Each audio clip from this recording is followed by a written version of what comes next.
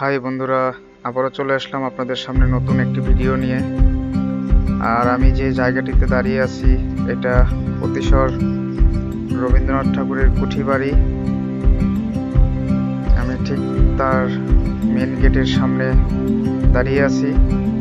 তো আপনাদেরকে আজকে দেখাবো পুরো বাড়ির বাহিরের চিত্রটা।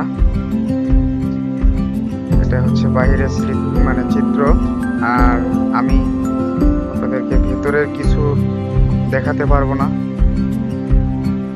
সিকিউরিটির কিছু বিষয় আছে, আর ক্যামেরা ভিতরে একদমই অ্যালাউ না।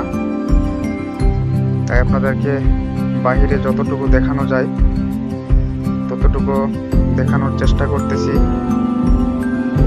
আর আমি যাইতেছি এ বাড়ির ঠিক পিছনের একটা সাইডে।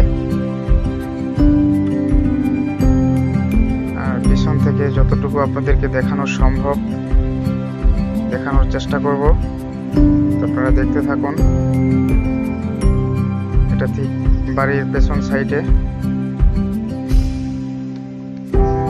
অংশ।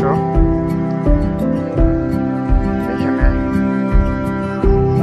বাড়ির সাইডে ছোট্ট একটা গার্ডেনের মতো দেখা যায়। এখানে বসে থাকার ব্যবস্থা আছে, এবং দেখুন সবগুলো বাইরেও দরজা আছে, সেগুলো লক করা। আপনারা দেখতে পেলেন যে বাগানের যতটুকু দেখা সম্ভব আপনাদেরকে বাড়ির ঠিক সাইডটা দেখানোর চেষ্টা করতেছি। আর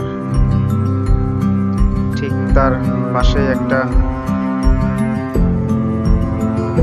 পুকুর আছে। পুকুরটা আপনাদেরকে এখন দেখাবো। যে পুকুরের ঘাটে বসে তিনি কবিতা, গান, কাব্য রচনা করতেন, লিখতেন। আমি ঠিক সেই পুকুরটার কাছাকাছি যাইতেছি।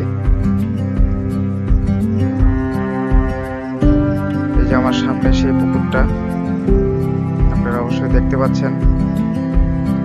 দেখেন বন্ধুরা সেই পুকুরটা। আর যেখানে বসে তিনি গল্প, কবিতা, কাব্য রচনা করতেন এবং লিখতেন,